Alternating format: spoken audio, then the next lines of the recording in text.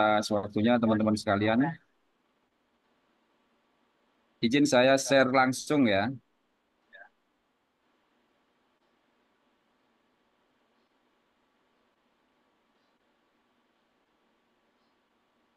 Admin bisa ngasih saya akses untuk share. Mungkin bisa dijadikan co-host. Baik, Pak.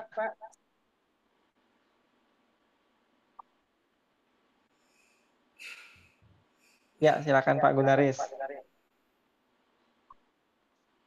Baik, sebentar.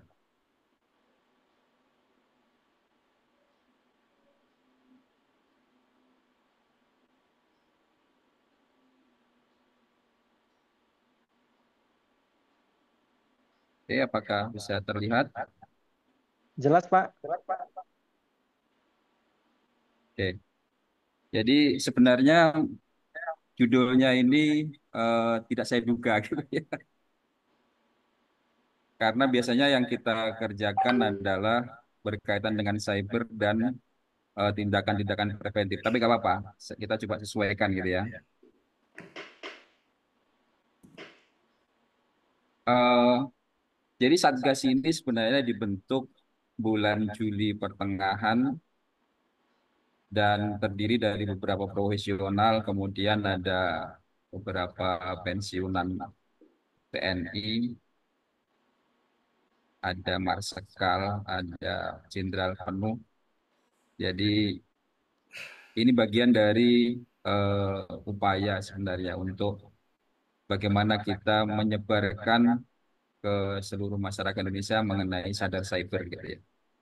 Jadi struktur organisasi secara sederhana seperti ini. Jadi ini sebenarnya di bawah dari Kominfo.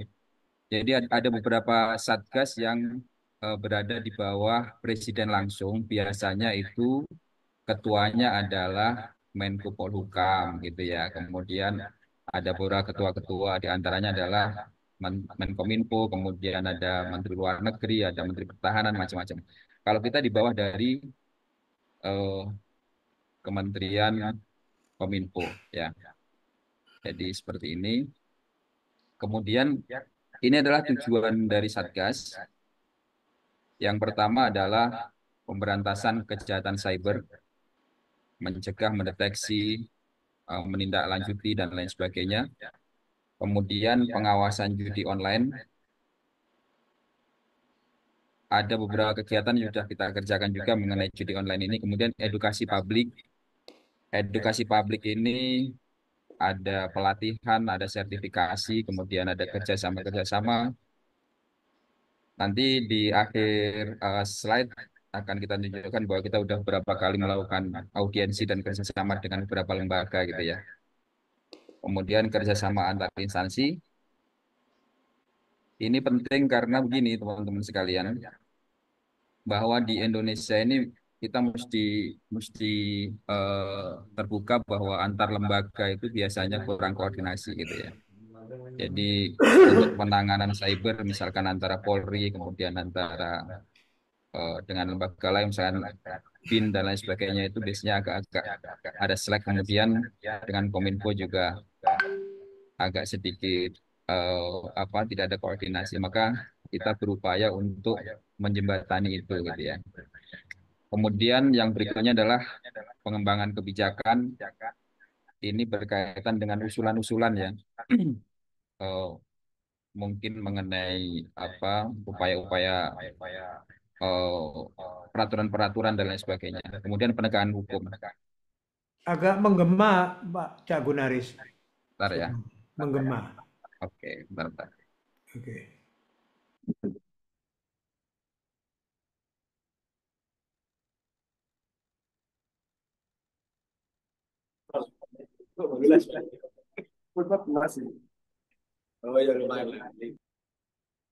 Mungkin karena di ini di apa di live kan bentar ya.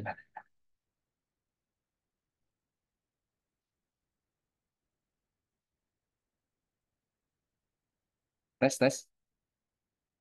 Ini bagus suaranya? Bagus, Pak. Oke, baik, bentar.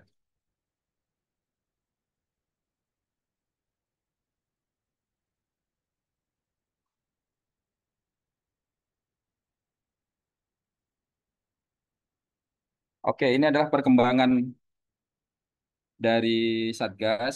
Yang pertama adalah menentukan strategi sudah mencapai 75%, kemudian pemenuhan SDM, riset dan pengembangan, kemudian ada kerjasama, ada pendanaan.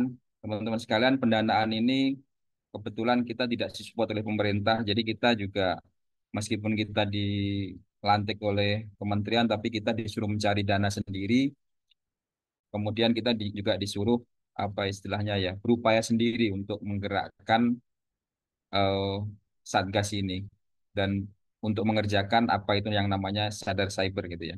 Kemudian legalitas sudah 100%. Ini ini ada legalitas semacam koordinasi dengan Kementerian Hukum dan HAM, kemudian Kementerian Kominfo dan lain sebagainya. Kemudian audiensi dan publikasi masih 10% masing-masing. Oke, kita masuk ke cyber ya. Jadi salah satu tugas kita adalah bagaimana kita melakukan edukasi atau melakukan pembelajaran atau menyebarkan informasi terkait dengan kesadaran cyber. Jadi nanti ada beberapa paparan-paparan yang saya sampaikan terkait apa itu cyber, kemudian teknologi-teknologi terkini, kemudian bagaimana kita bisa menanggulanginya, kemudian ada lagi nanti hal-hal yang berkaitan dengan undang-undang atau hukum di Indonesia. Jadi keamanan cyber itu adalah praktik atau prosedur dan teknologi yang digunakan untuk melindungi sistem. Sistem komputer bisa, sistem piranti bisa, gadget kita bisa, kemudian sampai ke IoT gitu ya. Kalau sekarang bukan hanya komputer, ada IoT-nya. Kemudian jaringan dan data dari ancaman serangan, kerusakan, atau akses yang tidak disah. Nah, apa saja item-item yang harus kita garis bawahi? Yang pertama adalah proteksi data, kemudian keamanan jaringan. Jadi, teman-teman sekalian, selain data kita, jaringan kita juga harus aman gitu ya. Jaringan itu artinya kan bagaimana data itu bisa dari server atau dari titik tertentu atau dari poin tertentu atau dari gateway sampai ke kita. Ya data itu ya berupa teks, berupa berupa video, bisa berupa image dan lain sebagainya. Nah, itu bagaimana kita dari titik A ke titik B itu bisa aman. Nah, ini ada namanya keamanan jaringan. Kemudian ada yang namanya keamanan aplikasi. Aplikasi yang kita pasang, yang kita install baik di piranti maupun di eh, komputer, ini bagaimana bisa mengamankan.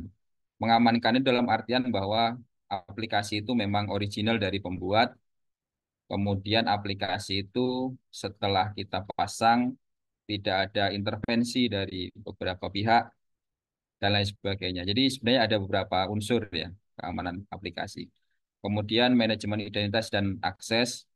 Nah, setelah ada aplikasi, ada keamanan jaringan, kemudian ada operating system, bagaimana caranya eh, piranti kita ini diakses oleh orang yang seharusnya gitu ya. Kemudian bagaimana kita bisa merespon terhadap insiden. Insiden itu, insiden cyber itu ada banyak ya. Nanti saya akan jelaskan di bawah. Kemudian yang terakhir adalah kepatuhan dan regulasi. Jadi kepatuhan dan regulasi itu terkait dengan aturan-aturan yang ada di Indonesia. Yang pertama, yang kedua adalah bagaimana keamanan cyber, keamanan data dan jaringan sesuai dengan ISO 27001 diterapkan dan lain sebagainya. Nah, kalau kemarin kita mendengar adanya pusat data yang eh, sempat kena ransomware dan lain sebagainya itu sebenarnya karena tidak ada kepatuhan, kekurangan ada kepatuhan dan regulasi. Jadi di ISO 27001 itu ada namanya continuity business management. Jadi bagaimana bisnis itu mempunyai keberlanjutan gitu ya. Nah, salah satunya adalah ketika server itu diserang, entah itu lewat phishing, entah itu diserang oleh ransomware, keberlangsungan dari bisnis itu tetap jalan. Kalau kemarin kan tidak jalan, datanya hilang, kemudian banyak apa sistem yang nggak jalan gitu ya. Banyak kementerian-kementerian dan lembaga yang ikut terdampak. Nah, itu keberlangsungannya tidak berjalan. Makanya ISO 27001 kemungkinan besar ada bagian-bagian yang tidak patuh dikerjakan. Nah, itu berkaitan dengan kepatuhan dan regulasi. Kemudian berikutnya adalah bahaya serangan cyber gitu ya. Bahayanya apa? Ini dampak-dampak yang kecil ya. Belum dampak-dampak yang apa yang punya mata rantai yang lebih jauh lagi. Ini dampak yang di titik awal gitu ya. Yang pertama adalah hilangnya kepercayaan pengguna. Kalau kita membuat sistem atau ada server atau ada aplikasi, kemudian ada serangan cyber ke aplikasi itu, tentunya pengguna juga tidak akan percaya lagi menggunakan gitu ya. Kemudian berikutnya adalah hilangnya uang dan pencurian informasi pribadi. Ini sudah jelas. Yang berikutnya adalah denda. Denda ini terkait dengan ransomware. Jadi ransom itu kan tebus ya. Jadi denda, tebusan dan lain sebagainya itu adalah mirip. Jadi ransomware nanti akan meminta tebusan. Kemudian tindakan hukum. Tindakan hukum itu ya bisa apa penjara dan lain sebagainya. Kemudian infeksi perangkat, kemudian ancaman keamanan negara. Jadi ketika data-data dari person-person itu nanti sebagian keambil, kemudian data terkait umur, kemudian terkait detail person, termasuk dari perangkat negara, termasuk Polri, TNI, dan lain sebagainya, itu keambil semua, maka ini akan menjadi ancaman yang cukup serius untuk negara gitu ya. Ini data serangan cyber yang sempat kita kumpulkan datanya tahun 2023 itu 276, sekian juta serangan. Kemudian tahun 2002 370 sekian juta serangan, yang tahun 2021 1,6 miliar serangan. Kemudian kerugian finansial itu kalau kita hitung per hari 132 miliar. Itu per hari dan sampai hari ini mencapai kerugian 1,2 triliun. Jadi ini sebenarnya besar sekali kerugiannya terkait dengan serangan cyber. Ada beberapa jenis serangan cyber. Yang pertama ada malware. Malware itu perangkat lunak gitu ya. Kemudian DDoS attack. DDoS attack itu kalau teman-teman sering dengar bahwa ada hacking, hacking, cracking, itu sebenarnya kan berusaha untuk mengambil data gitu ya.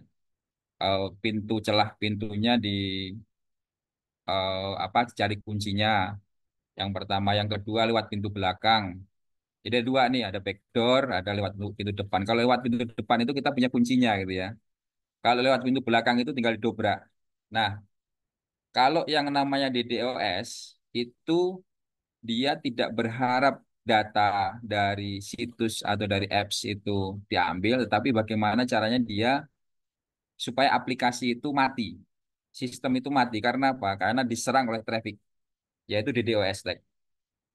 Oke, kita adan dulu ya. Kita dengerin adan dulu.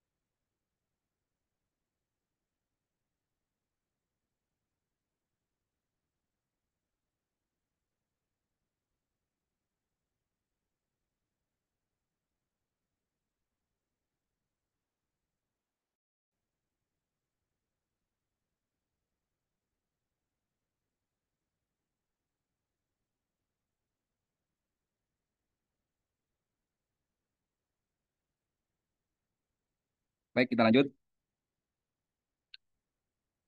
Jadi di DOS Attack itu berusaha agar sistem atau aplikasi atau servernya itu mati, tidak bisa melayani gitu ya. Kemudian berikutnya adalah pengelabuan. Pengelabuan itu phishing. Phishing itu ya misalkan email atau WhatsApp atau Telegram yang dikirimi satu link seolah-olah bahwa link itu adalah link resmi, ternyata tidak resmi, yaitu adalah pengelabuan. Kemudian berikutnya adalah injeksi SQL, kemudian XXS. Nah, botnet, kalau botnet ini agak bahaya juga nih. Jadi bagaimana jaringan-jaringan komputer yang terdiri dari beberapa itu diinfeksi. Jadi mereka pasukannya banyak. Pasukannya adalah beberapa komputer-komputer diinfeksi. Kemudian ada rekayasa sosial sama MITM, um, apa middle man in the middle. Ya, orang orang atau badan atau apapun yang berada di tengah-tengah komunikasi antara manusia dengan piranti gitu ya. Oke, ini dampak negatif judi online. Pada 2024, judi online telah merugikan negara lebih dari 600 triliun. Nah, luar biasa ya. Nah, ini apa dampaknya? Yang pertama adalah kecanduan. Yang berikutnya adalah kerugian finansial, kemudian kesehatan mental terganggu, keruntuhan rumah tangga, peningkatan kriminalitas, resiko kejahatan cyber, dan pencurian data. Tuh. Nah, yang sebenarnya kenapa bahaya? Bahayanya adalah ketika kecanduan ya, teman-teman. Jadi, kita pernah melakukan bedah atau decompiler atau de-engineering dari salah satu website judi online gitu ya. Jadi mereka itu punya strategi teman-teman ya. Strateginya adalah di antaranya ya, ini tidak sama antara satu dengan yang lain, satu website dengan website lain atau satu aplikasi dengan aplikasi lain. Jadi ada cara bagaimana mereka memainkan psikologi dari pengguna atau member gitu ya. Caranya adalah mungkin 5 sampai 10 kali, minimal 5 kali itu dibikin menang terus. Jadi sebenarnya judi online itu bandarnya adalah invest gitu ya. Ketika orang yang cerdas dia menang 5 kali kemudian berhenti, dia akan apa ya, akan gulung tikar ini bandarnya kalau mereka mengerti mengenai apa strategi yang mereka jalankan gitu ya. Jadi minimal 5 sampai 10 itu pengguna dibikin menang sehingga di pemikiran pengguna yang ya memang ini membuat kecanduannya. Jadi siapa tahu yang ke-11 saya menang. Oh ternyata kalah. Oh siapa tahu yang ke-12, siapa tahu yang ke-13. Terus begitu siapa tahu siapa tahu. Nah, yang cukup berbahaya adalah ketika yang disetor atau yang mereka mainkan uangnya ini adalah di luar dari batas kemampuan dia. Nah, makanya kalau di luar dari batas kemampuan ada namanya kejahatan beruntun ya, ada perampokan, ada pencurian, ada penipuan macam-macam. Jadinya seperti mabuk ya kalau di dalam Islam itu seperti mabuk. Yang tadinya mabuknya itu ya seperti biasa begitu akhirnya ada pemerkosaan, ada segala macam. Jadi judi online itu mirip seperti itu, teman-teman. Kemudian berikutnya adalah ini regulasi. Regulasi yang diterapkan di pemerintah Indonesia gitu ya, regulasi terkait cyber security. Yang pertama adalah Undang-Undang Nomor 11 tentang ITE. Ya, undang-undang ini mengatur penggunaan teknologi informasi dan transaksi elektronik, termasuk aspek perlindungan data pribadi dan upaya pencegahan kejahatan cyber. Kemudian berikutnya adalah Undang-Undang Nomor 19 Tahun 2016 tentang perubahan atas Undang-Undang Nomor 11 Tahun 2008. Ini undang-undang menambahkan ketentuan mengenai ancaman kejahatan cyber dan sanksi bagi pelanggar.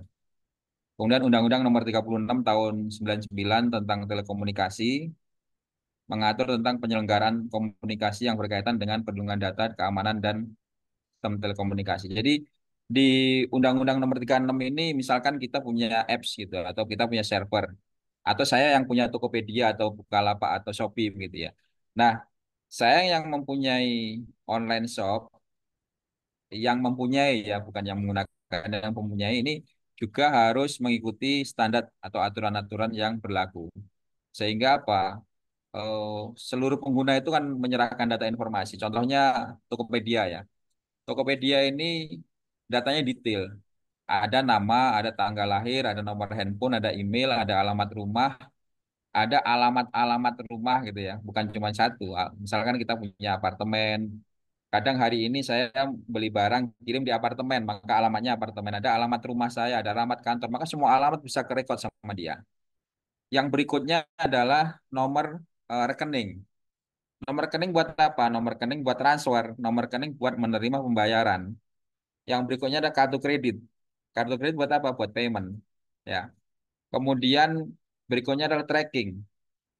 Tracking dari kurir. Tracking dari kurir itu penting karena nanti terkait dengan big data. Macam-macam data di situ. Sementara kalau dia datanya bocor, satu online shop itu data bocor, maka dia akan dikenakan dengan Undang-Undang Nomor 36 ini. Kemudian dia juga akan merembet pada undang-undang yang lain termasuk undang perlindungan data pribadi, macam-macam semua akan terkait. Nah, kemudian ada peraturan pemerintah nomor 71 tentang penyelenggara sistem dan transaksi elektronik ini ketika transaksi di Tokopedia tadi juga harus mengikuti undang-undang ini. Berikutnya adalah peraturan Menteri Komunikasi. Kemudian sorry, rencana keamanan cyber nasional. Kemudian Undang-Undang Nomor 27 tentang PDB. Ini yang agak ramai kira-kira 1 bulan terakhir ini mengenai Undang-Undang Perlindungan Data Pribadi. Dan ini oleh teman-teman di Badan Anggaran DPR sepertinya ini udah mulai eh, kemarin ada permintaan mengenai perancangan ya perancangan sistem-sistem untuk perlindungan data pribadi ini. Kemudian berikutnya adalah konsekuensi hukum dari pelanggaran apa terkait cyber gitu ya. Sanksi penal ini Undang-Undang Nomor 11 itu sanksi pidana bagi pelanggar melakukan tindak kejahatan siber, mencuri data, menyebarkan informasi yang merugikan atau akses ilegal. Kemudian sanksi administratif ini terkaitan dengan pencabutan izin operasional dan lain sebagainya. Kemudian tanggung gugat perdata. Ini adalah tuntutan perdata untuk mengganti rugi. Kemudian kepatuhan terhadap Undang-Undang Perlindungan Pribadi. Kemudian kerugian reputasi ini jelas. Kalau misalkan melanggar undang-undang pasti reputasinya turun ya. Kemudian pemulihan dan tindakan perbaikan. Ini kewajibannya ya. Pemulihan dan tindakan perbaikan ini adalah kewajibannya. Berikutnya adalah teknologi dan metode. Ini teknologi yang terbaru untuk apa? Untuk melindungi dan mengamankan data. Gitu. Yang pertama adalah enskripsi. Enskripsi itu ibaratnya seperti ini. Kalau saya mau mengirim roti ke satu titik gitu ya. Saya pengen roti saya ini tidak di copy atau tidak dibongkar atau tidak di copy resep oleh orang lain, maka roti ini saya bikin menjadi bentuk lain. Atau roti ini saya segel atau diubah dalam bentuk apapun di mana orang di tengah jalan memungkinkan tidak bisa membuka itu, tidak mungkin untuk bisa membuka itu. Jadi ini deskripsi seperti itu. Jadi mengunci istilahnya ya, membuat format lain. Jadi seperti itu. Kemudian firewall ini terkait kontrol lalu lintas di tengah-tengah gitu ya. Kemudian deteksi dan pencegahan intrusi, kemudian pengamanan akses. Pengamanan akses ini agak lumayan apa cukup diperhatikan oleh teman-teman karena begini, biasanya keamanan itu berbanding terbalik dengan kenyamanan. Kalau mau aman biasanya tidak nyaman. Contohnya kita mau login gitu, login di Windows atau login di browser gitu. Kalau pengen nyaman ya ketika buka langsung bisa digunakan gitu ya. Artinya orang lain ketika buka orang lain pun yang tidak punya akses ya bisa buka gitu. Nyaman gitu ya, tidak perlu berbelit. Tapi kalau mau aman maka ada OTP, ada 2FA, ada macam-macam. Nah, itu seperti itu. Kemudian ada backup data, keamanan jaringan, ini apa ada VPN dan lain sebagainya. Kemudian ada sistem keamanan endpoint, kemudian kebijakan keamanan data, audit dan pemantauan, kemudian ada teknologi blockchain. Ya, ini teknologi yang eh, terbaru. Kemudian ini adalah tren dan inovasi berkaitan dengan cyber security, maka adanya AI dan machine learning sangat membantu untuk mengidentifikasi ancaman gitu ya. Jadi ini tindakan preventif. Kemudian keamanan berbasis cloud, bagaimana caranya kita membackup, bagaimana caranya kita menggunakan microservice yang lebih mudah dan lain sebagainya. Kemudian zero trust arsitektur, intinya adalah jangan pernah percaya sama siapapun gitu ya. Meskipun Anda berhadapan dengan orang yang memiliki sistem itu ya jangan percaya juga sama dia gitu. Namanya zero trust arsitektur ini. Kemudian automasi keamanan, kemudian keamanan IoT, berikutnya adalah keamanan operasional teknologi, kemudian privasi data yang ditingkatkan. Ini GDPR dan CCPA ini sebenarnya belum banyak diterapkan di Indonesia karena ini berkaitan dengan Google biasanya. Kemudian nomor 8 adalah sumber terbuka dalam keamanan cyber. Sumber terbuka ini open source ya. Open source ada banyak banget di GitHub, ada di beberapa titik yang lain yang bisa diambil datanya, diambil open source-nya, diambil source code-nya dan lain sebagainya. Kemudian keamanan berbasis identitas dan akses. Nomor 10 adalah keamanan analisis data dan threat hunting. 11 adalah ransomware protection dan resilience. Kemudian berikutnya adalah konsultasi dan manage security services. Ini agak cepat teman-teman karena banyak materinya. Nah, berikutnya adalah fokus dan layanan Satgas. Yang pertama adalah pengamanan. Tentunya ini yang pertama kita kerjakan. Kemudian pencegahan, kemudian pemulihan ketika sudah terjadi gitu ya. Kemudian pelatihan. Pelatihan itu termasuk sertifikasi. Jadi artinya di pelatihan ini kita juga eh, menyebarkan, melakukan edukasi-edukasi positif, bagaimana caranya masyarakat Indonesia sadar cyber gitu ya, sadar tentang keamanan cyber. Ini detailnya adalah yang kita lakukan. Yang pertama vulnerability assessment, kemudian pengamanan digital devices, penetration test, kemudian private investigator, background check, personal branding, digital marketing, kemudian pemulihan data, big data dan science, pelatihan dan sertifikasi, riset pengembangan, dan outsourcing. Nah, ini adalah riset perangkat keras dan lunak. Jadi teman-teman sekalian, di dalam Satgas yang kemarin dibentuk itu sebenarnya ada beberapa SDM yang sudah melakukan riset sebelumnya. Dan riset itu diadopsi untuk dilanjutkan di Satgas. Yang pertama adalah special purpose smartphone. Jadi ini adalah handphone-handphone yang mempunyai tujuan khusus gitu ya. Bagaimana handphonenya bisa melakukan CFE, ada forensik dan lain sebagainya. Kemudian ada smart border. Smart border ini yang pernah kita lakukan dengan Kementerian Pertahanan. Jadi titik-titik perbatasan di antara Indonesia dengan Malaysia, perbatasan darat ya, antara Indonesia dengan Malaysia, kemudian Indonesia dengan Papua Nugini ini dikasih titik-titik yang namanya smart border. Jadi di smart border ini ada GPS, ada baterai dan lain sebagainya. Kalau dipindah atau bergerak atau bergetar nanti akan menginformasikan ke server bahwa titiknya bergerak atau titiknya berpindah gitu ya. Kemudian special purpose tablet, ada defense radar. Defense radar itu beberapa tahun yang lalu ini kerjasama konsorsium antara kita, kemudian IAO. IAO itu ITS ya, punya Pak Alkaf, Info Global Auto Optima, kemudian dengan PT LAN, dengan PT ICM yang ada di Bandung, kemudian ada beberapa perusahaan yang lain.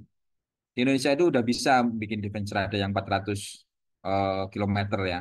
Kemudian image catcher ini adalah bagaimana kita mendeteksi atau mengambil data-data tentang IMEI. Kita juga bisa bikin, jadi tidak perlu beli dari luar negeri sebenarnya.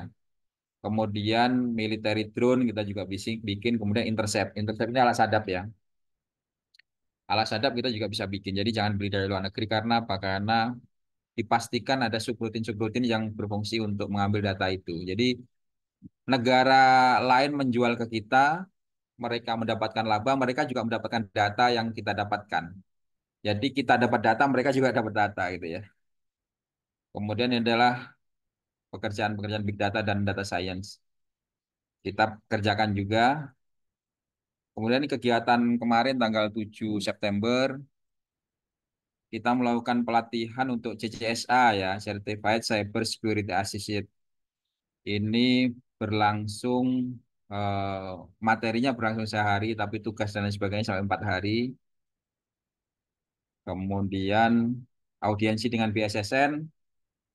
Tadi Cak Arif menginformasikan bahwa ada koordinasi dengan BSSN juga. Kita juga audiensi, jadi eh, saling memberikan informasi, saling tukar informasi juga mengenai apa skema-skema dari pelatihan dan lain sebagainya. Kemudian kemarin tanggal 11 September ini di Fakultas Hukum UPN Jakarta juga kita ada audiensi. Kemudian ini ada buku saku keamanan cyber. Jadi sebenarnya kita ada beberapa pekerjaan-pekerjaan yang lain yang belum kita tulis di sini dan belum kita sampaikan. Di antaranya adalah nanti kemungkinan besar masing-masing kampus akan diambil dua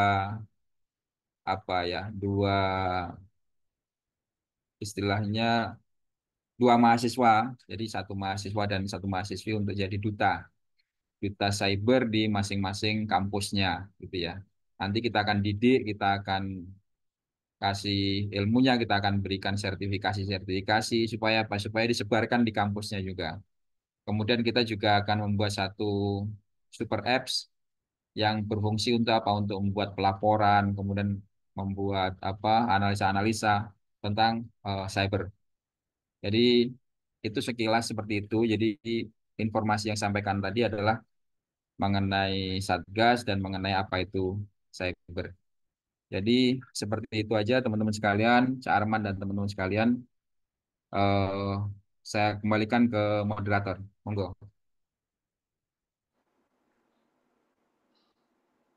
Baik, terima kasih Pak Gundaris. Monggo ada dari teman-teman yang mau bertanya ataupun mendapatkan penjelasan lebih dalam dari apa yang sudah di-state oleh Cak Gundaris, silakan langsung.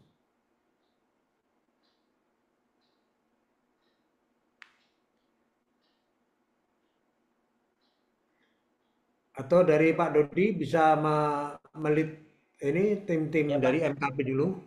Di Ya, sini mungkin. ada juga tidak hanya dari mahasiswa SIMT tapi juga ada dari UPN ini Cak Gunaris. Dari tim UPN ya Unit Pertahanan Nasional Surabaya. Kemudian juga dari beberapa cyber security korporat baik BUMN maupun BUMD di Surabaya dan Jawa Timur. Monggo silakan, Mas Dodi. Ya, Mungkin. mungkin izin Pak Gunaris, saya Dodi ingin bertanya. Tadi kan sebenarnya sudah disampaikan oleh Pak Gunaris ya Pak ya, bahwa ada isu kerentanan ya Pak ya, kerentanan ketika kita melakukan impor teknologi dari luar gitu ya Pak ya. Misalnya dalam bentuk device atau apapun yang mungkin nanti bisa diambil data kita itu oleh mereka gitu ya Pak ya. Nah, di sini saya ingin bertanya Pak, artinya kan eh, sampai saat ini ya kan kelihatan ya contoh misalnya di case kami di Telkomsel gitu kan, eh, pasar kami kan pastinya orang-orang yang menggunakan gadget gitu ya Pak ya, di mana gadget selama ini yang kita tahu kan umumnya itu impor ya Pak ya, baik mau yang Android maupun yang iOS gitu ya Pak ya. Nah, itu kira-kira seperti apa Pak potensi pengembangan teknologi lokal gitu ya Pak ya yang bisa kita lakukan untuk melakukan mitigasi potensi backdoor atau kerentanan penyusupan itu loh, Pak. Ya, terima kasih Pak Gunaris. Baik, terima kasih. Sorry ini saya ganti gadget karena yang ini hang. Apakah suara saya terpantau? Terpantau, Pak. Oke, bentar, bentar ya. Gini kalau kerja di remote, bentar ya.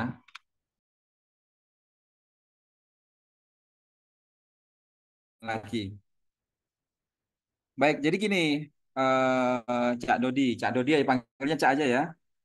Boleh, Pak. Kita itu gini, selama kita tidak bisa membuat sendiri, tidak ada yang aman. Itu namanya zero trust.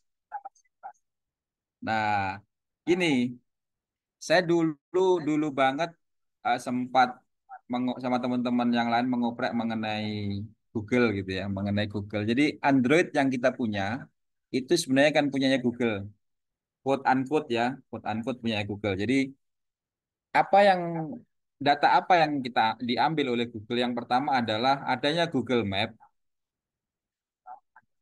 itu karena mereka ngetrace ya. Tadinya mereka punya database mengenai data-data dasar pemetaan. Kemudian dengan adanya perjalanan manusia-manusia yang menggunakan Android, maka terbentuklah track ya. Track itu namanya vektor A ke vektor B. Nah, dari track yang ada jadilah peta yang seperti sekarang. Jadi setiap orang yang berjalan di jalan itu akan membuat track dan itu akan menjadi karyawan gratisnya Google. Membuat track. Jadi itu adalah case sederhana, kecil banget. Jadi operating system yang sekarang berkembang kan sebenarnya Android sama iOS gitu ya. Dan itu ada namanya Trace. Kemudian ada namanya kontak, ada namanya data-data banyak sekali yang dikirim ke servernya Google. Dan itu nanti akan menjadikan big data buat mereka. Apa yang aman tidak ada? Kalau mau aman ya aman dari digital ya, maka pakailah feature phone. Feature phone itulah handphone-handphone yang tidak ada operating systemnya. Itu pun tidak aman karena apa? Komunikasi terestrial juga bisa diambil. Jadi kita ada dua komunikasi ya Mas Dodi. Yang pertama adalah komunikasi terestrial, yang kedua adalah komunikasi digital. Nah, kalau kita beli barang yang punya operating system seperti Android, seperti iPhone itu, kemudian kita melakukan call lewat call WhatsApp, kemudian call Telegram, itu adalah komunikasi digital, gitu ya. Nah, ketika komunikasi digital tidak bisa dilakukan karena menggunakan feature phone itu handphone yang biasa lah yang nggak ada operating system gitu ya. Nokia yang kecil gitu ya, yang harganya 200.000, 150.000 kan tidak ada operating system itu. Maksudnya operating system seperti Android sama iOS gitu ya. Nah itu juga komunikasi terestrialnya juga rentan. Terutama kalau misalkan kita atau ada orang yang berkasus gitu ya. Tapi kalau kita tidak berkasus ya nggak ada masalah sebenarnya mau ngapain aja gitu ya. Jadi gitu, ada zero trust yang bisa kita terapkan. Kalau misalkan mau aman bikin sendiri. Apakah bisa? Bisa. Teman-teman saya juga bisa. Ini termasuk Satgas juga mau bikin rencana mau bikin operating system sendiri sehingga apa? Oh, tracking-tracking yang dilakukan oleh Google atau Android itu nanti dihapus. Jadi seperti itu. Tadi mohon maaf tadi ada sempat saya apa koneksi terputus kira-kira 5 menit. Semoga aja ini jawabannya sesuai gitu ya. Terima kasih. Ya, alhamdulillah sesuai Pak.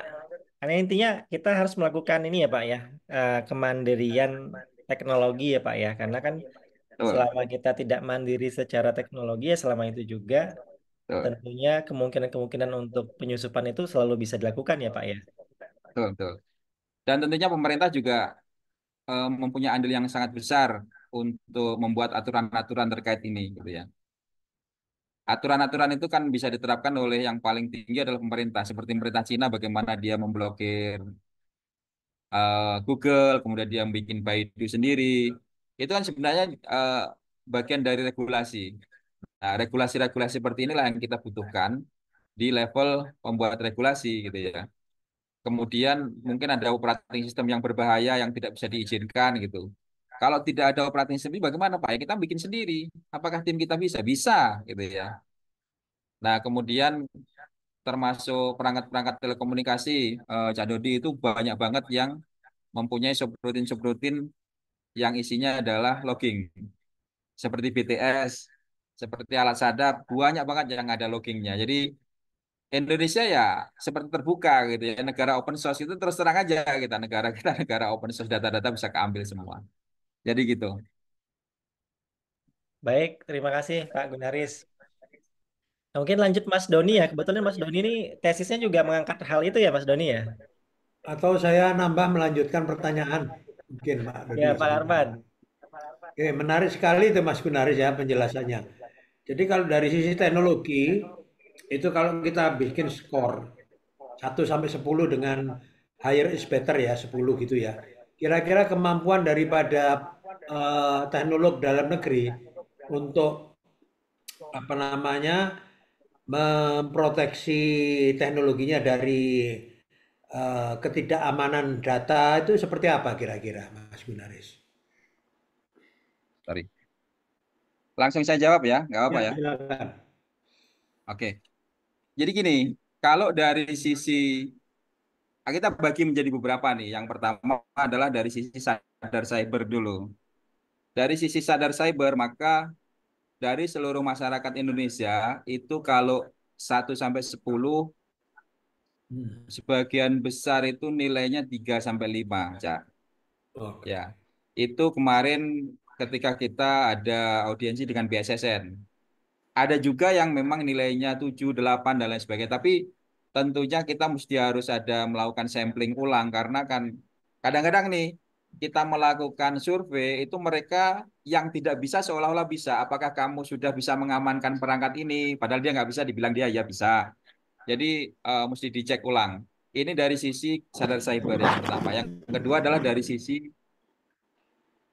teman-teman pembuat apps dan hacking gitu ya. Kalau teman-teman hacking itu Indonesia itu 9,5 kalau saya bilang. Hmm. Banyak teman-teman saya dari Surabaya yang banyak melakukan penetration test, kemudian vulnerability assessment dan lain sebagainya itu mereka orang-orang yang luar biasa dan saya acungi jempol karena banyak sekali lubang-lubang atau celah-celah atau hole yang mereka temukan ketika ada assessment. Dan ini juga ketika kita berkomunikasi dengan teman-teman di luar negeri, sesama hacking, sesama cyber security, antusias, itu mereka sangat menghargai kemampuan orang-orang Indonesia. Itu ya. Jadi kita bagi dua. Kemudian dari sisi regulasi, saya no comment untuk regulasi untuk saat ini gitu ya. Jadi ada dua ini. Kemudian kalau misalnya kita mau kembangkan lagi mengenai person-person yang bisa membuat apps, bisa membuat OS itu juga kita bisa menilai 7 sampai 8 lah. Mereka teman-teman saya banyak, teman-teman kita banyak yang udah bisa bikin operating system sendiri, udah bisa bikin apps-apps yang cukup bukan sekedar canggih ya kalau sekarang. Bagaimana apps itu bisa canggih, bermanfaat dan tentunya aman. Gitu. Jadi tak ada kata-kata aman yang terakhir ini. Kalau dulu kan bagaimana ini canggih dan masalah keamanan kan nomor kesekian. Kalau sekarang keamanan ini juga mulai digeser menjadi suatu yang sangat penting. Jadi seperti itu jawabannya. Siap, makasih. Ya, thank you. Lanjut Mas Doni. Oh ya, baik. Ya, makasih Pak Dodi. Ya Pak, tadi juga sudah disebutkan oleh Pak Dodi ya. Kebetulan tesisnya juga berhubungan dengan keamanan sih Pak. Jadi gimana caranya kita ini di divisi TI itu bisa memperkuat teman-teman di saat mengerjakan dalam membangun aplikasi ya. Itu caranya dengan shift left ya Pak ya. Kalau Bapak pernah dengar shift left di software development, jadi menggunakan pendekatan otomasi, kita bisa empower teman-teman yang tadinya pemeriksaan keamanan itu di akhir, kita jadikan di awal. Jadi begitu dia commit source code, kemudian ada build, kemudian ada testing segala macam bisa dilakukan di awal secara otomatis melalui bantuan tools. Itu yang jadi topik saya kali ini. Cuman pertanyaan saya eh, lebih ke arah mata kuliah ini sih Pak, terkait dengan geopolitik ya Pak ya. Kan kita tahu masalah judi online ini kan berhubungan dengan masalah regional Pak ya. Jadi banyak server judinya ada di tempat yang sedang konflik di Myanmar ataupun yang keamanan kurang bagus seperti di Kamboja. Kemarin juga kan ada isu terkait dengan yang ditangkap di Tangerang tuh Pak, mantan wali kota di Filipina ya, Filipina ya. yang ditengarai dia backing judi online terus kabur ke Indonesia. Nah, pertanyaan saya, apa sih Pak effort dari teman-teman di Satgas Cyber itu terkait dengan isu geopolitik ataupun isu regional ini Pak untuk judi online ya? Oke, baik. Jadi kita bagi dua ya. Yang pertama adalah mengenai regulasi, yang kedua adalah mengenai tindakan-tindakan digital gitu ya.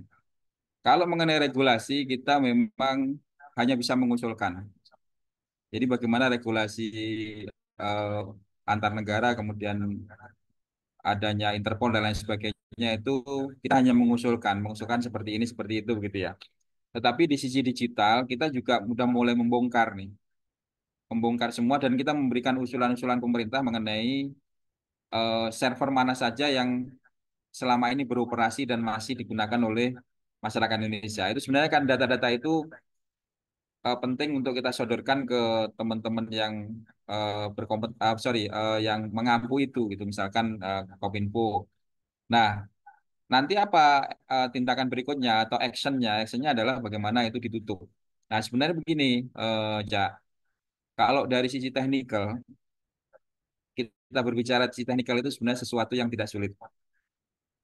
Jadi, bagaimana kita menutup server, bagaimana kita memblokir, entah itu dia bikin VPN atau apapun itu nanti kan bisa diblokir. Diblokir dari mananya ya? Diblokir dari eh, bisa dari eh, kalau IP address nggak bisa diblokir ya ada cara-cara lain yang bisa diblokir gitu ya. Nah, yang jadi masalah adalah bukan hanya teknikal. Yang jadi masalah adalah non teknisnya bagaimana berkaitan dengan antar negara tadi. Itu yang sampai saat sekarang kita hanya bisa mengusulkan mengenai regulasi-regulasinya harusnya seperti ini, harusnya seperti itu. Jadi harusnya server ini ditutup gitu ya. Itu kalau misalkan dari sisi teknik ya tinggal ditutup saja begitu. Tapi nyatanya tidak bisa seperti itu, Mas. Nyatanya tidak bisa seperti itu karena kita tahulah di negara kita ini ada beberapa orang-orang besar, ada beberapa organisasi-organisasi besar yang berkaitan dengan itu dan itu mungkin tidak bisa kita bicarakan di secara online. Jadi non teknisnya ya, secara intinya non teknisnya. Jadi seperti itu Mas Joni. Iya, Kalau selama ini mungkin kita bisa tukar pikiran ya. Jenengan kan lagi mengerjakan tesis tentang itu. Kira-kira kendala apa yang dihadapi gitu ya. Justru saya tanya nih, karena ini kan kita juga lagi kulakan masalah gitu ya, lagi mencari informasi terkait itu. Jadi apa yang selama ini Anda kerjakan, kemudian apa yang selama ini menjadi kendala terkait dari apa judi online ini. Kita bisa tukar informasi terkait itu. oh ya. Kalau di tempat saya sih isunya klasik sih Pak. Ada dua ya, leadership buy-in sama eh, resource sih Pak. Itu semua muaranya di awareness ya Pak ya. Nah, kalau misalnya itu ya mungkin tadi ya saya sependapat dengan Bapak sih, bahwa mungkin eh, ada blessing in disguise ya, beberapa. Suaranya menggema Mas Doni. Oh gitu ya Pak. Ya, Di saya nggak menggama sih Pak. Oke, ya mungkin itu sih Pak. Blessing in disguise ya Pak. Beberapa isu kemarin jadi mungkin bisa meningkatkan awareness pimpinan sih Pak. Terkait dengan tadi yang sudah saya sampaikan itu. Terima kasih Pak. Masih ini ya menggema ya. Mungkin ada open mic-nya mungkin.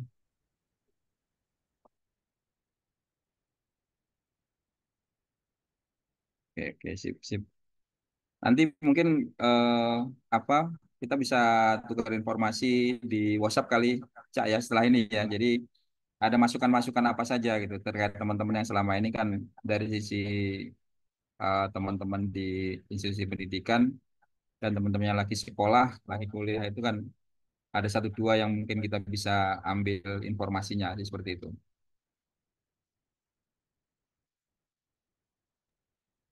Oke, terima kasih, Pak. Mungkin kita lanjut ke yang nanya ada cara online ini ya, di kolom chat ya, Pak Gunaris ya. Jadi dari Pak Subakti Pranoto nih, bagaimana cara menentukan komunikasi yang harus disecure, dienkripsi?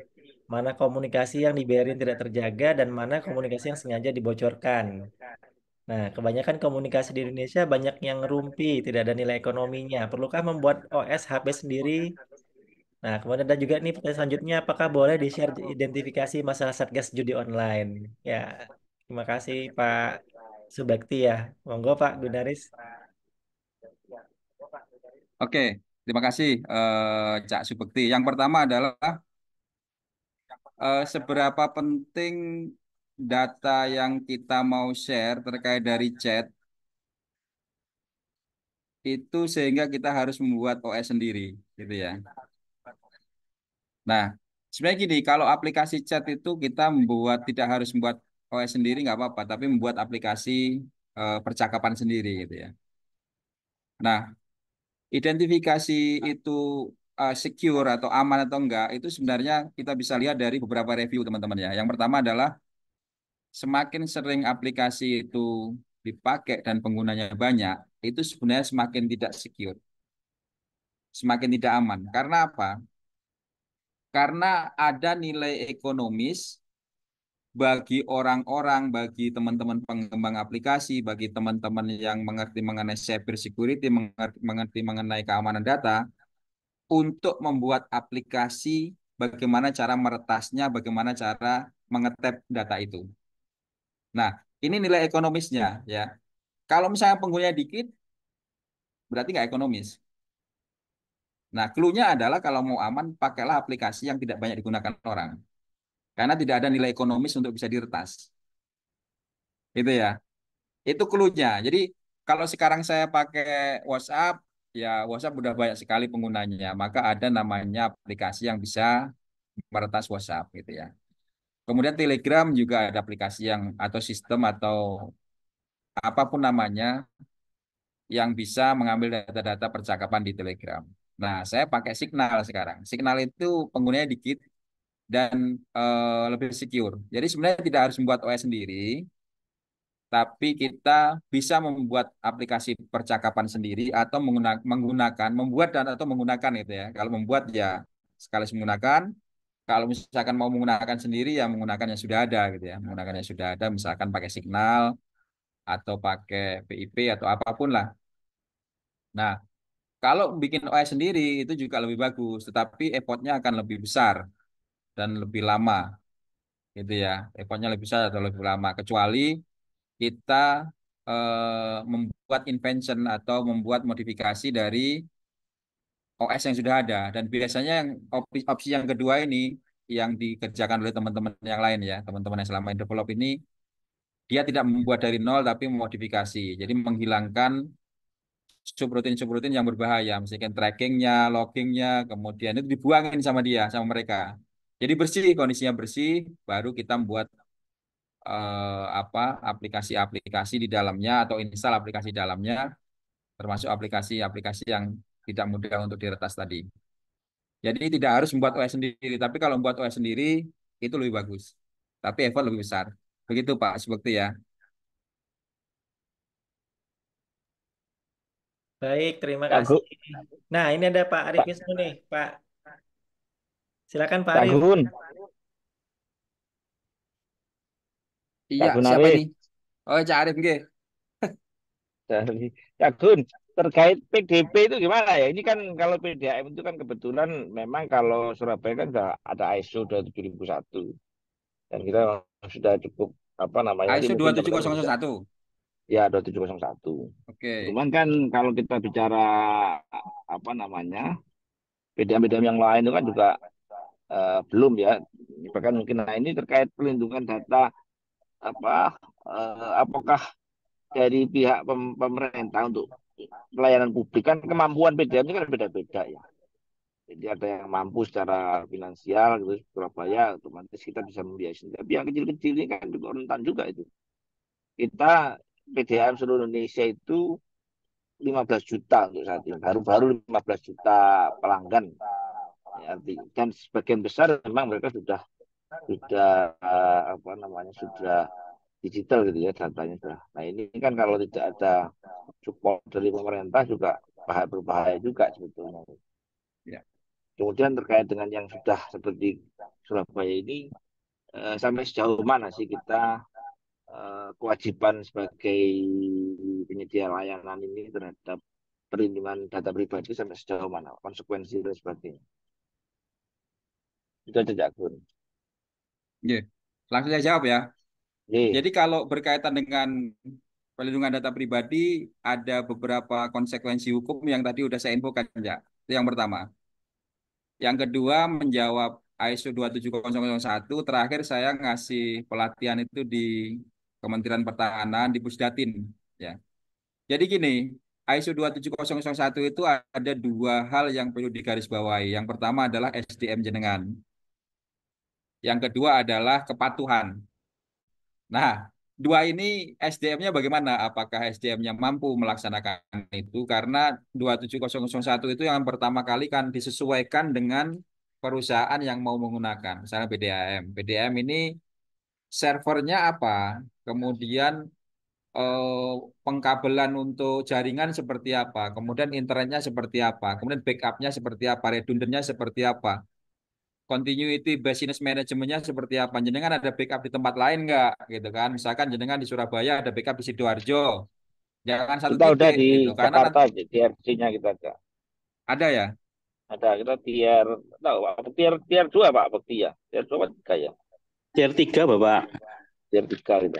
Oke, ada colocation atau mirroring-nya gitu. Dan itu harus ada kepatuhan ya. Kepatuhannya begini, kalau misalkan di sistem sampean sesuai dengan ISO 27001 yang sudah disepakati bersama bahwa sehari sekali backup ya dilakukanlah sehari sekali backup. Karena biasanya ada kecenderungan percuma ketika ada server lain atau colocation atau mirroring ternyata harusnya automatic backup tidak dilakukan dengan rutin. Nah, itu terkait dengan apa? Terkait dengan SDM-nya dengan siapa yang melakukan ini. Kemudian bagaimana kepatuhannya gitu ya. Harus ada yang mengecek secara sampling begitu ya. Misalkan seminggu sekali dicek, oh ternyata udah di backup hari ini. Oh ternyata udah di backup kemarin. Nah, itu harus terus rutin ya. Terus rutin gitu ya. Hmm. Nah, ini kan apa ya istilahnya ya capek gitu ya. Tapi bagaimanapun juga harus dikerjakan kepatuhannya. Nah, kemudian Hmm. nanti eh, dulu waktu ada pelatihannya itu pasti ada insiden gitu ya. Ada simulasi insiden gitu ya. Kalau simulasi insiden misalkan nanti ada gempa bumi ataukah ada banjir yang membuat data-data itu hilang semua, bagaimana nanti direstore data backupnya, kemudian bagaimana sampai membuat server temporarial server dan lain sebagainya itu juga harus benar-benar dicermati, kemudian juga dilaksanakan. Nah, artinya ada aksi-aksi apa istilahnya ya? Ada kegiatan-kegiatan yang membuat simulasi itu dan itu harus berjalan dengan mulus dan sempurna karena nanti begitu itu kejadian ada gempa bumi kemudian servernya rusak, servernya hilang dan lain sebagainya, data-data customer bisa kembali. Nah, kasus dari eh, apa kemarin yang hilang, data nasional hilang ini kan sebenarnya ada kemungkinan besar ya, saya tidak bisa mengejudge, tidak bisa menghakimi orang lain yang ada di sana, yang mengerjakan itu ada kemungkinan tidak ada kepatuhan terhadap ISO 27001 karena seluruh kementerian pasti udah ada tuh ISO 27001. Jadi begitu, Jak. Siap, siap. Oke, Boleh cuman yang tadi tambahin Pak? yang mungkin ya, ini bukan pertanyaan ya, tapi apa namanya terkait dengan pelayanan publik yang PDAM tidak mampu untuk membiayai ini mungkin yang perlu juga menjadi pembahasan gitu ya karena itu kan sudah banyak data-data pribadi yang diambil gitu. Itu aja. Cak.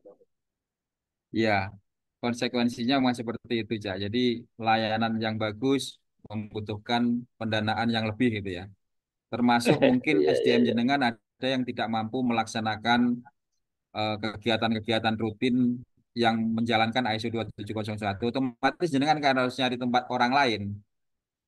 Orang lain yang tidak ada, Mm, mm, mm. yang tidak direncanakan anggaran gajinya kan harus mencari dari tempat lain. Nah, ini sebenarnya kan hal-hal yang non teknis yang agak agak merepotkan gitu. Jadi bagaimana ISO 27001 bisa jalan, Mm, sementara sebagian SDM mungkin jenengan tidak mampu menjalankan itu ya nyari dari tempat lain gitu kan. Kemudian server jenengan tidak mampu mengoperasikan data-data atau tidak mampu memprosesing ya otomatis Oke. bagaimana memperbarui perangkat itu. Nah, itu kan quote unquote jenengan dipaksa untuk bisa menjalankan kan sebenarnya. Nah, itu ya berkaitan dengan anggaran pasti itu ya. Nah, kalau seperti itu saya nggak bisa menjawab.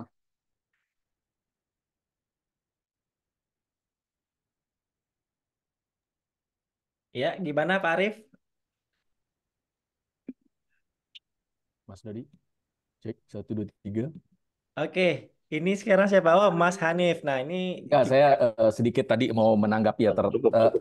Menarik tadi sih case-nya Pak Arif ya. Waduh. Jadi begini, Pak Gunaris, perkenalkan saya Hanif. Eh, saya baru mau Silakan, Pak. menulis tesis ya, itu terkait backup, rule of backup.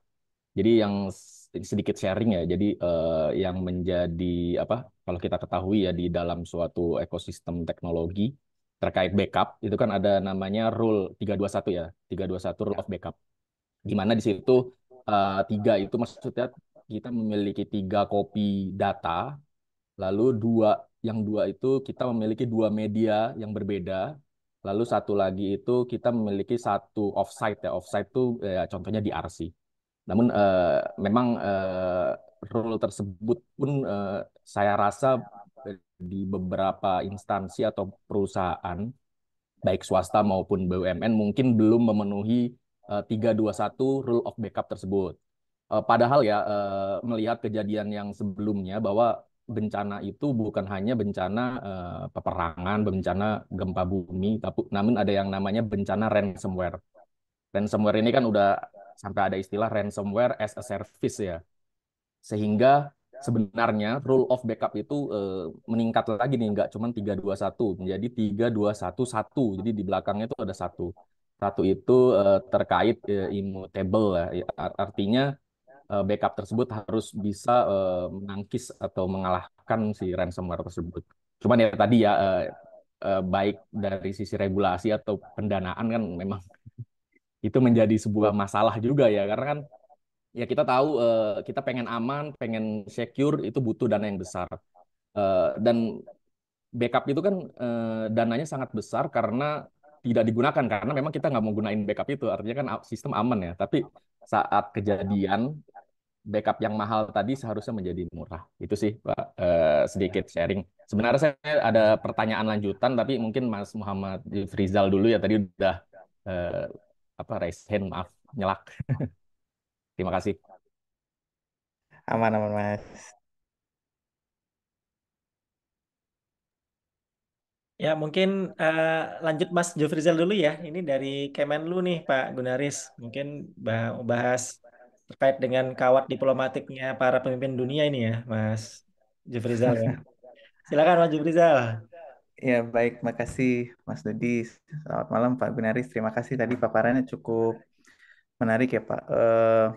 Namun demikian ada satu, mungkin meneruskan dari pertanyaan-pertanyaan sebelumnya, Pak. Sebenarnya kalau kita bicara em, keamanan nasional gitu ya, kalau tadi kita sempat menyinggung keamanan nasional, kan ini juga terkait dengan keamanan infrastruktur kritikal dan strategis yang kita punya nih, Pak. Nah, sepanjang yang saya tahu pasti kan ada banyak ya infrastruktur kritikal ya, seperti satelit atau mungkin beberapa infrastruktur lainnya yang itu cukup kritikal lah. Nah, menurut Bapak kira-kira sebenarnya seberapa siap kita Pak jika terjadi semacam seberapa kuat pertahanan kita, pertahanan cyber kita jika terjadi misalnya serangan cyber yang let's say state actor lah, Pak. State actor gitu ya. Dan seberapa eh, cukup kolaboratif di antara beberapa badan cyber yang sudah ada nih Pak. Kan ada BSSN secara kelembagaan badan gitu ya. Kemudian juga ada ID-CIRTI. Kemudian juga sekarang saya juga baru eh, cukup baru tahu kalau ada juga cyber Satgas Cyber ini yang menurut saya juga cukup penting perannya kalau tadi disampaikan oleh Pak Gunaris. Kira-kira eh, seberapa eh, apa namanya seberapa koordinasi di antara badan-badan ini bisa bisa menjadi satu hal yang cukup positif dalam dalam kaitan hal tersebut. Itu yang pertama, Pak. Yang kedua terkait judi online. Judi online ini sebenarnya kan salah satu cara yang digunakan kalau tidak salah saya panjang pemahaman saya kan mereka juga menggunakan social engineering ya Pak. Teknik social engineering, phishing, baiting dan segala macamnya. Nah, kira-kira kalau menurut saya sih memang ini karena lack of apa ya mungkin kurangnya edukasi di masyarakat terkait dengan hal ini gitu ya, terkait dengan bahaya segala macam. Nah, kira-kira apa yang mestinya eh, kita lakukan gitu ya Pak? Edukasi yang efektif seperti apa sih sebenarnya yang bisa kita lakukan supaya eh, eh, masyarakat paling tidak memahami terkait dengan keamanan data pribadinya juga keamanan cyber secara umum gitu ya Pak. Karena social engineering ini kan luas cakupannya ya Pak. Bahkan kadang-kadang kita juga nggak sadar kita sudah terkena rekayasa sosial gitu. Secara tidak langsung kita juga nggak sadar gitu. Bahkan bagi yang kami mungkin ngerti dikit-dikit soal soal IT.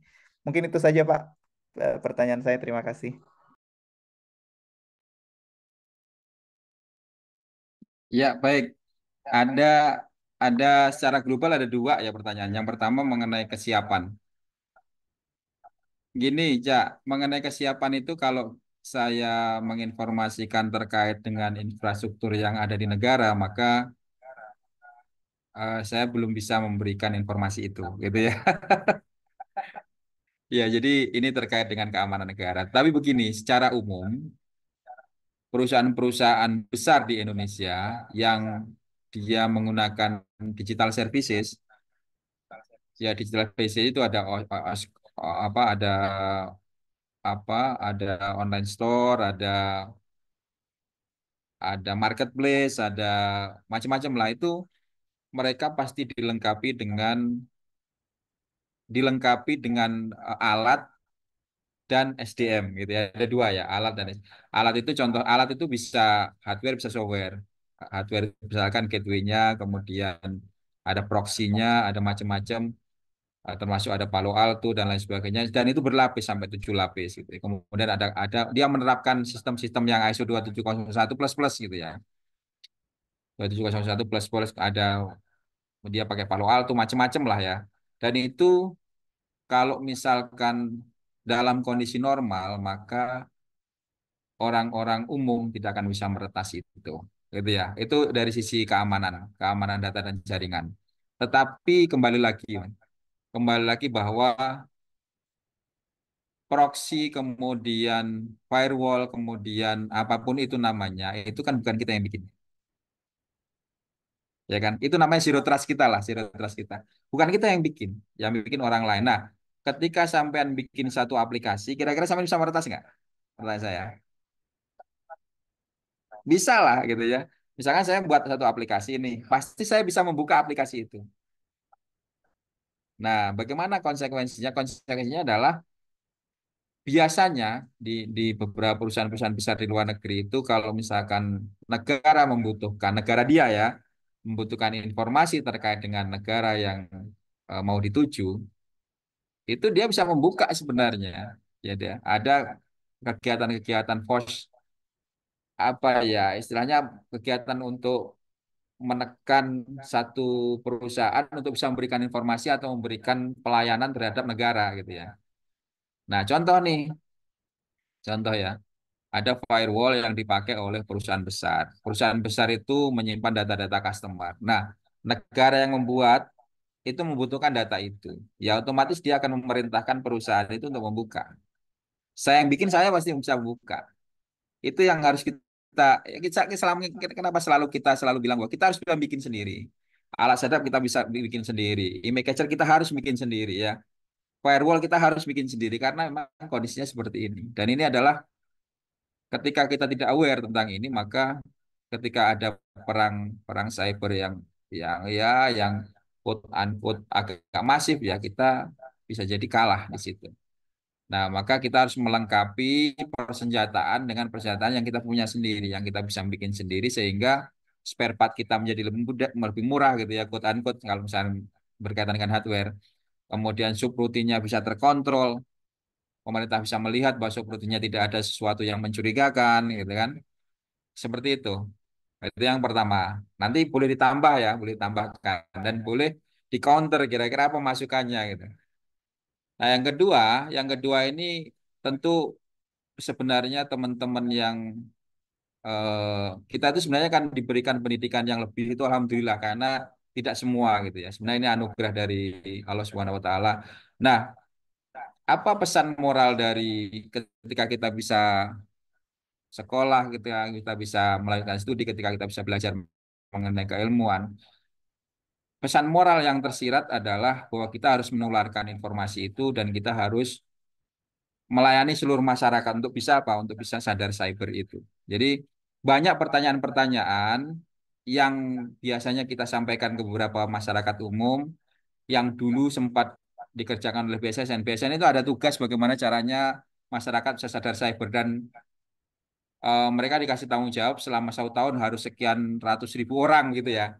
Nah, ketika BSSN anggarannya terbatas, kemudian dia harus menjangkau seluruh Indonesia, maka adalah tugas kita bersama untuk apa? Untuk ya karena kita ada orang-orang yang alhamdulillah diberikan pengetahuan yang lebih dan terdidik, maka kita harus bertanggung jawab untuk apa? Untuk menularkan informasi, untuk membantu orang-orang yang belum tahu mengenai apa? Mengenai sadar cyber. Jadi sebenarnya tugas kita bersama, sebenarnya bukan tugasnya BSSN. Kasihan juga. Kemarin teman-teman dari BSSN saya itu anggarannya cuma 8 miliar, Pak. Ini kita buka ya. Anggaran 8 miliar untuk satu, misalkan untuk satu direktorat. Saya harus menjangkau seluruh Indonesia selama 1 tahun. Jadi ya bagaimanalah kita bersama-sama.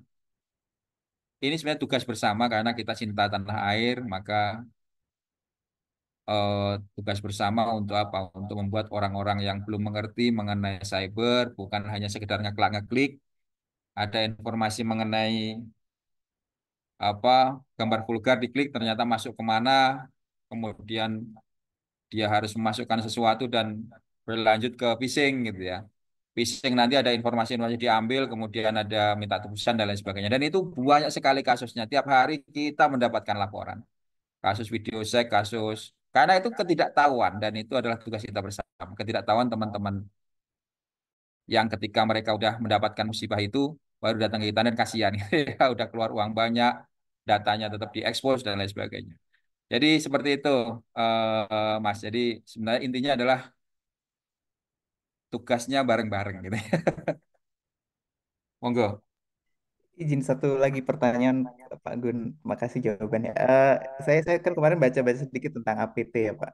Ini kan walaupun sekarang ransomware lagi naik daun nih, tapi APT ini kan saya pikir salah satu ancaman yang cukup besar ya, apalagi kalau state actor kan kayak Lazarus, APT dua kelompok-kelompok APT ini kan masih banyak. Nah, seberapa saat ini menurut Pak Gunari seberapa ini ya Pak, maksudnya seberapa saya penasaran aja gitu, seberapa berbahayanya sih Pak kelompok-kelompok ini Pak, kalau dari pandangan Bapak terhadap kita gitu ya, terhadap keamanan negara kita gitu Pak.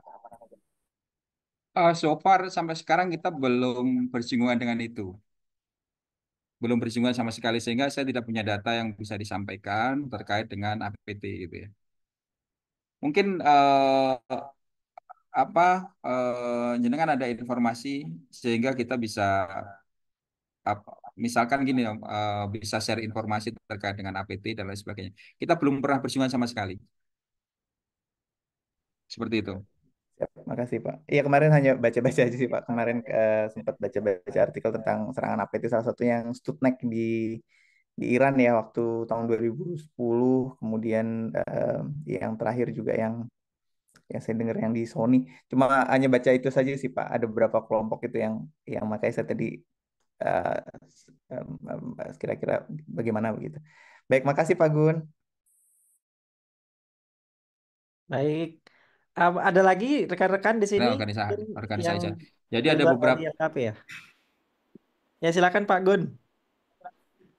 iya. Sorry, internet saya agak kurang bagus sebentar ya. Jadi sebenarnya itu sekumpulan organisasi-organisasi, sekumpulan orang yang membentuk satu organisasi jahat sebenarnya, ya kan?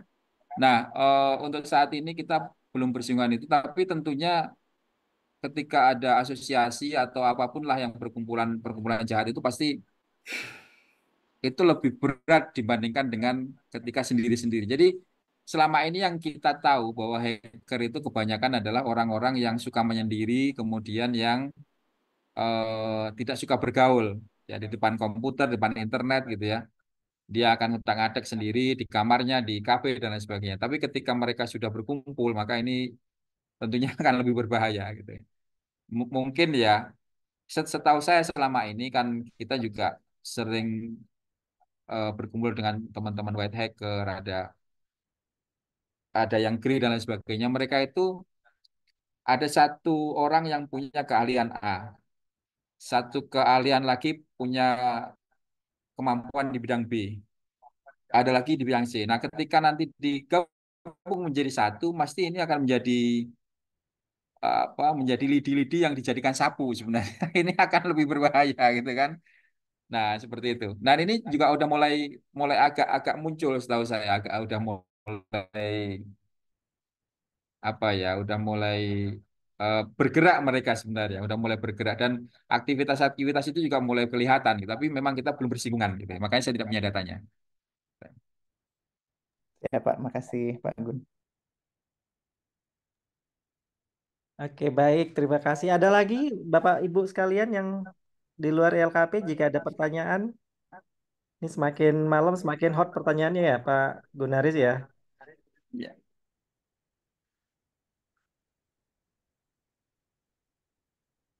Oke, baik. Mungkin Pak Gunaris izin Pak sambil kita menutup sesi malam ini gitu ya Pak ya. Mungkin kita minta saran nih Pak, saran dari Pak Gunaris ya sebagai pakarnya nih di bidang cyber security nasional gitu ya Pak ya. Sebagai warga negara kira-kira apa sih Pak yang bisa kita lakukan ya atau sumbangsi apa yang bisa kita lakukan kita berikan kepada bangsa dan negara ini agar ya kita berdaulat secara cyber gitu ya Pak ya. Silakan Pak. Baik, terima kasih. Jadi yang pertama adalah bahwa keamanan cyber itu adalah tugas kita bersama-sama. Maka kita harus membantu orang lain menyebarkan informasi dan lain sebagainya yang terkait dengan informasi mengenai keamanan cyber. Itu yang pertama. Yang kedua adalah kita mesti menciptakan inovasi-inovasi sesuai dengan kemampuan kita terkait dengan keamanan cyber. Ada dua itu. Dan kalau misalkan paham mengenai hukum ya bagaimana kita bisa mengajukan atau mengusulkan aturan-aturan atau apa ya informasi terkait eh, regulasi untuk keamanan cyber. Ada tiga hal itu. Jadi seperti itu. Kalau dari sisi teman-teman di institusi pendidikan ya, yang pertama yang kita harapkan bisa sama-sama menyebarkan informasi terkait dengan bagaimana cara menanggulangi kejahatan cyber. Tentunya dengan hal-hal yang sederhana dulu. Gitu ya, phishing itu apa, kemudian apa, tidak sampai DDoS lah, karena DDoS itu kan biasanya orang-orang yang mempunyai eh, server dan lain sebagainya. Ya. Ada phishing apa, kemudian man in the middle-nya seperti apa, kemudian bagaimana tidak gampang terkecoh dengan hal-hal yang menarik, nah, kayak itu. Menghindari video call sex dan lain sebagainya yang itu juga akan menarik ke yang berkaitan dengan kejahatan cyber. Jadi itu aja Cak Dodi dan teman-teman Ya, yang lain. baik. Terima kasih Pak Gun. Jadi tadi dua poin ya yang disampaikan oleh Pak Gun. Eh, Kontribusi apa gitu ya Pak ya bisa diberikan oleh masyarakat secara umum gitu ya terkait dengan kedaulatan cyber di negara kita. Pertama adalah menyebarkan informasi tadi Pak ya, menyebarkan informasi yang positif, melakukan sosialisasi secara eh, simultan ya Pak ya, secara simultan kepada masyarakat agar semuanya itu bisa paham ya Pak ya terkait dengan resiko maupun potensi terkait dengan cyber ini ya Pak ya. Nah, yang kedua tadi juga terkait mandiri secara teknologi ya Pak ya. Jika memang mampu kita membuat mungkin tadi OS sendiri atau device sendiri agar kita jadi lebih swadaya gitu ya Pak ya dalam hal cyber ini begitu ya Pak Gunaris ya. Oke, baik. Dengan berakhirnya ya Pak ya sesi kuliah pada malam hari ini dari tanya jawab dari rekan-rekan sekalian yang luar biasa ya dan jawaban dari Pak Gunaris yang alhamdulillah banyak sekali memberikan insight kepada kita semua. Sekali lagi kami ucapkan terima kasih kepada Pak Gunaris yang sudah berkenan hadir di sini, Pak, memberikan banyak pengetahuan kepada kami nih, gitu ya. Nah, terima kasih juga kepada rekan-rekan yang sudah hadir, baik dari ILKP maupun dari teman-teman eksternal di luar ILKP. Baik, untuk acara kuliah pada malam hari ini kita akhiri, rekan-rekan sekalian. Semoga sehat selalu. Terima kasih sekali lagi buat Pak Gunaris. Assalamualaikum warahmatullahi wabarakatuh. Waalaikumsalam Waalaikumsalam warahmatullahi Terima kasih warahmatullahi. Pak Terima kasih Gunaris. Pak Terima kasih Gunaris. Pak Makasih, makasih. Terima Gunaris. kasih Pak. Makasih, Pak. Ini ada sesi duanya nggak ya, Pak ya? Informasinya ada video ini, video mengenai S2-nya. Nanti akan disampaikan di sesi selanjutnya, Pak. Insya Allah kita akan Oke, siap. sampaikan lagi tadi informasi dari Pak Arman. Kebetulan Pak Armannya sudah ada kegiatan yang lain, Pak. Oh iya, siap, siap. Ya, Siap. baik. Oke, baik, terima kasih. Ini izin live ya. Ya, baik. Terima Ya, kasih, terima Pak. kasih, terima kasih. Terima kasih Pak Gun.